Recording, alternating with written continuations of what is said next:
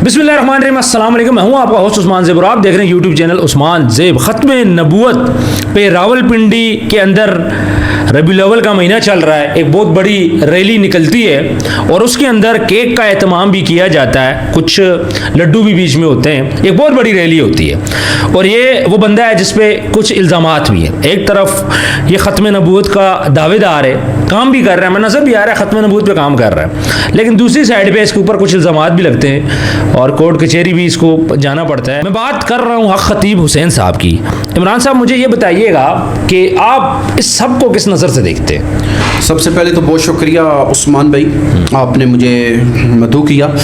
उस्मान भाई देखें, बात सीधी सी है कि सबसे पहले तो रबीउल अव्वल के महीने की बात हम करते हैं, ठीक है, फिर शख्सियत के हवाले से भी बात करेंगे।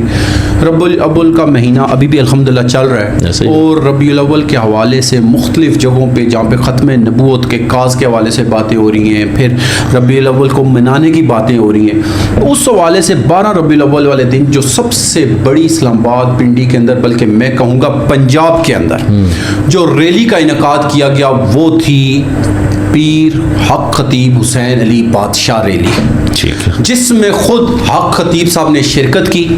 और ये रैली चलती है कलर सैदा से, जहाँ पे उनका आस्थाना भी है, जहाँ पे वो बैठते भी हैं, जहाँ पे वो लोगों को दम करते हैं और वहाँ पे लोगों को टाइम देते हैं। वहाँ पे ही पहले सब लोग इकट्ठे हुए और जब वहाँ से रैली चली तो अगर एक रैली का कोना दरबार पे था तो मेरे ख्याल में उसका दूसरा कोना रवात के नज़दीक था। अच्छा, यानी इतनी बड़ी रैली थी सर। ये क्या करते क्या है इतने बंदे, कैसे, कौन सी गिदड़ सिंगी है? सर देखें, अब ये गिदड़ सिंगी की बात करते हैं, मुझे ये बात बताएं, कोई बंदा, कोई शख्स पैसों के जरिए किसी बंदे को कितना अरसा चला सकता है? याद रखिएगा, लोग वबस्ता या जुड़े उसी के साथ रहते हैं जिनके साथ उनकी दिली लगाव होता है। या मैं गलत बात कर रहा हूँ? बिल्कुल सही कह रहे हैं। देखें, एक साइड पे आप लोगों को अंबार लगा दें पैसों का और एक साइड पे मोहब्बत हो। लोग याद रखिएगा, पैसे के लिए ज़रूर जाएंगे लेकिन उसके साथ वाबस्ता नहीं रहेंगे। पैसा लेंगे, मामलात ख़त्म, फॉरएवर नहीं चलेंगे। बिल्कुल ऐसे, जब तक पैसा है उसके साथ जुड़े रहते हैं। बिल्कुल ऐसे। यहाँ पे तो ना पैसा है ना कुछ है, लोग फिर भी जुड़े हुए। वजह मोहब्बत क्यों करते हैं? सर लोगों को फैज़ मिल रहा है सर। लोग वहाँ पे जाते हैं अपनी परेशानियाँ लेके। देखें, इस टाइम अगर पूरी दुनिया में कहें, पाकिस्तान को छोड़ दें, दुनिया को सबसे बड़ा प्रॉब्लम क्या चल रहा है, अब ये बताएं? लोगों को ज़हनी सुकून, ऐसे ही है। ये बात गलत है या सही है? पहले ये बताएं। तो बिल्कुल ठीक। आपको पता है कि यूरोपियन कंट्रीज में अब एक ऐसा सिस्टम बना हुआ है जहां पे लोगों को बकायदा मरने के लिए मशीनें तैयार की गई हैं। अच्छा, वो लोग तंग पड़ जाते हैं। अच्छा, जिंदगी से तंग पड़ जाते हैं। गैर मुस्लिमों की बात कर रहा हूँ, छोड़े मुस्लिम को। अब मुस्लिम कहाँ पे तलाश के लिए जाते हैं? अब मुसलमान तो सर अपना घर में बैठ के कुरान पढ़ लें, अपनी नमाज पढ़ें, इबादत करें, पढ़ते हैं ना। लेकिन याद रखिएगा, रूहानी तल्लक के लिए किसी न किसी शख्सियत के साथ जुड़ना बहुत ज़रूरी है। लाजम नहीं कि जादू ही हो तो जुड़ना चाहिए, लाजम नहीं कि आपके साथ कोई मुसीबत है तो तभी जुड़ना चाहिए।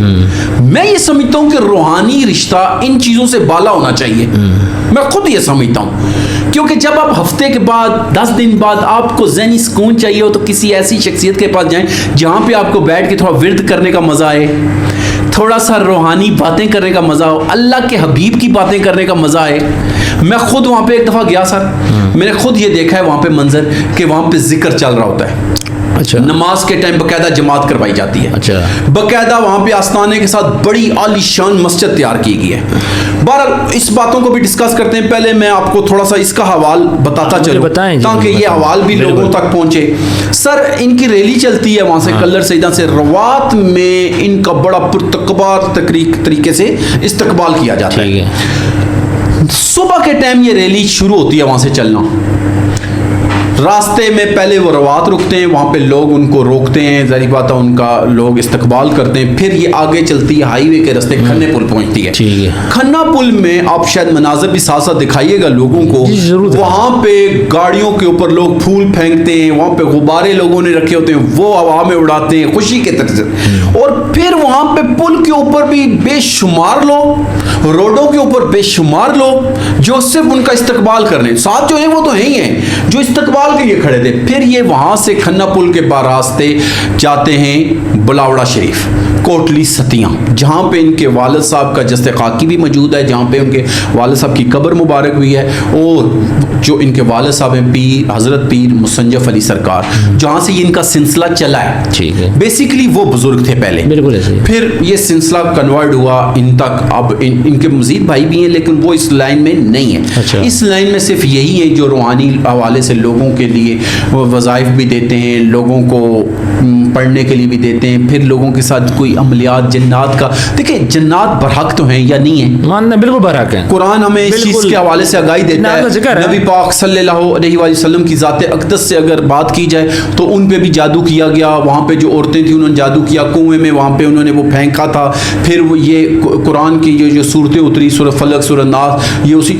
और हम भी इस चीज़ को कर सकते हैं जैसे कुरान ने हमें हर चीज़ का तरीका बताया हुआ है। वहाँ पे ये जब पहुँचते हैं, ये इनका तकरीबन शाम को रात को 9-10 का टाइम हो जाता है वहाँ तक पहुँचने में। अच्छा। इतना रश होता है, इतने आराम से ये जाते हैं। वहाँ पे जब जाते हैं तो वहाँ पे बाकायदा 250 पाउंड का केक काटा जाता है। 250 पाउंड जो 15 फुट लंबा था, 3 फुट चौड़ा था। अच्छा। यानी कि ये भी एक अलग से सिस्टम किया गया खुशी के तौर पे, खुशी के लिए। फिर 12,000 मोतीचूर के लड्डू भी वहाँ पे डिस्ट्रीब्यूट किए गए। अच्छा। ये भी एक बड़ा एक सिस्टम किया गया है। अब मैं आपको बताऊं कि पीर साहब के हवाले से बाज़ लोग ये जानना चाह रहे होंगे कि ये पैदा कहाँ पे हुए। बाज़ लोगों को होता है, आपको पता है लोगों को। इनकी उम्र कितनी है? इनकी उम्र तो आई थिंक सो कि अभी जो मैं आपको डेट ऑफ बर्थ बताता हूँ उस हवाले से तो मुझे लग रहा है कि ये तकरीबन 46-47 साल बनती है, क्योंकि इनकी 1979 की डेट ऑफ बर्थ है। अच्छा, 1979 की, 46-47 बिल्कुल 46-47 साल। ये 6 जून को पैदा हुए कोटली सतिया में, उसी सरजमीन पे ये पैदा हुए थे। फिर शुरू में ये वहीं पे रहे। वालिद साहब के साथ इनकी बड़ी वाबस्तगी थी। बताते हैं कि शुरू से ये वालिद साहब के बड़े करीब थे अपने। अच्छा। पीर साहब के बहुत नज़दीक थे, और बचपन से ही ना इनमें कुछ ऐसी चीज़ें थी जो लोगों ने महसूस की कि रूहानी हवाले से बात की जाए कि अल्लाह वाले जैसे लोग होते हैं, विर्द करना, लोगों को वज़ाइफ के हवाले से बात, ये इस तरह का। ठीक है। फिर अब मैं आपको बताता हूँ कि आज भी आपके बहुत सारे हुक्मरान, वक्त के वज़ीर आज़म ऐसे मैं आपको बता सकता हूँ, जैसे आप परवेज़ अशरफ साहब की बात करें जो गुजर खान से जिनका तल्लुक़ है। जब ये वज़ीर आज़म बने तो आपको अगर याद हो तो ये आखिरी दफ़ा वहीं पे आए, इनको थपकी दी गई और इन्हें कहा गया कि तू इंशाल्लाह जल्द एक अच्छे मनसब पे होगा। तो फिर ये वज़ीर आज़म बने। इसी तरह और भी बहुत सारे हवाल हैं जो मैं आपको, बहुत सारे लोग आप बल्कि दिखाएं, बीच में क्लिप भी दिखाएं कि एक औरत है जो बच्चे को लेके आती है, उसको एक बड़ी पेचीदा सी बीमारी होती है, वहाँ पे आने के बाद डायलिसिस पे होती है बच्ची, डायलिसिस पे होती है। फिर एक मरी का वाक़या है जिसमें एक बच्चे को जवाब दे दिया कैंसर के हवाले से, डॉक्टरों ने जवाब दे दिया था। अभी वो बच्चा जिंदा है, मौजूद है, बल्कि मैंने इनके दरबार पे जब गया, कोई जानना चाहता है तो वहाँ से नंबर भी ले सकता है इनसे, और उस बच्चे से मिल भी सकते हैं ये। अच्छा। ये बाकायदा उस बच्चे ने खुद आके, उसके वालिदैन ने और बच्चे ने वहाँ पे बातचीत भी की थी। तो सर ये लोग फिर इनके क्यों इतना आगे हैं? कुछ इन पे केसेस भी चल रहे हैं, कुछ सोशल मीडिया पे भी चीज़ें चल रही हैं। मुझे एक बात बताएं आप उस्मान भाई, कोई एक ऐसा दौर बताएं जिसमें बातल की और हक की जंग ना हुई हो। दो तो ऐसा कोई भी नहीं, ऐसे हर दौर में हुआ है ना। बड़े बड़े औलिया को देख लें, बुजुर्गान दीन को देख लें, ना मानने वाले इमाम अबू हनीफा रहमतुल्लाह अलैह को भी नहीं मानते थे। इमाम अबू हनीफा रहमतुल्लाह अलैह के हवाले से मैं आपको बताता हूँ, जो हमारे खलीफा हैं, उनके वालिद साहब फौत होते हैं, वालदा बेवा हो जाती हैं। वालदा बड़ी उम्र की थी उनकी। एक शख्स आता है जो उनके बहुत खिलाफ होता है, वो आके बैठता है, दुआ करता है। दुआ करने के बाद अचानक एक सवाल करता है, कहता है कि यार तू अपनी वालदा की शादी मेरे वालिद साहब से कर दे। अच्छा। बुजुर्ग औरत थी। हाँ। और ये वक्त के माने हुए बुजुर्ग थे। उन्होंने आगे से क्या जवाब दिया? उन्होंने कहा मेरी वालदा भी इद्दत में, इद्दत ख़त्म होगी तो मैं पूछूंगा और आपको बताऊंगा। अच्छा। बड़े तहम्मुल से जवाब दिया उन्होंने। वो शख्स निकलता है, आगे जाता है, थोड़ा सा आगे जाता है, गिरता है, चोट लगती है, फौत हो जाता है। अच्छा। साथियों ने पूछा कि ये क्या हुआ उसके साथ? उन्होंने कहा कि मैंने तो उसको कुछ नहीं कहा, लेकिन मेरे दोस्त को ये मेरी जो बर्दाश्त करना था और उसकी ये जो बात ये बुरी लगी है। दोस्त कौन? अल्लाह पाक। तो उस वक्त में भी हक और बातल चलते रहे। फिर आपके सामने नबी पाक सल्लल्लाहु अलैहि वसल्लम के सके चचा थे, उन्होंने नहीं माना उनको आखिरी टाइम नहीं तक। माना, नहीं माना। हालांकि उन्होंने आखिरी लम्हे में भी कहा कि अगर आप कलमा पढ़ लें तो आज भी आपकी मैं बख्शिश की दुआ करता हूँ, अल्लाह पाक आपको बख्शेंगे। लेकिन उन्होंने कहा नहीं, मैं मानूंगा नहीं। मैं इनको ये नहीं कि जोड़ रहा हूँ, मैं सिर्फ आपको ये बता रहा हूँ कि किसी पे तनकीद करने से पहले ये ज़रूर देखना चाहिए कि इसका और अल्लाह का मामला है।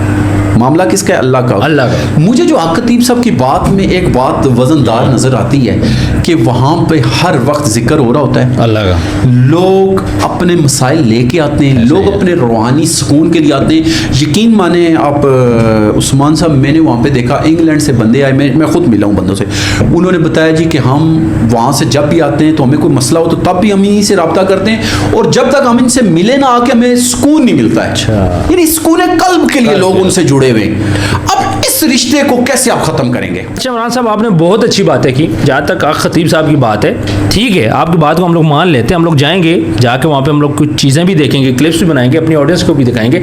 आखिरी क्या मैसेज देंगे? सर, मैं आखिर में आपको सिर्फ ये मैसेज देता हूँ कि किसी भी पाकिस्तान के अंदर शख्सियत से वाबस्ता रहें, लेकिन रूहानी शख्सियत से वाबस्ता ज़रूर रहें। बिल्कुल। अगर आपको ये लगता है कि इनमें कोई कमी है, कोई सिस्टम है, तो एक तो आप ज़रूर जाके पहले तजर्बा करें।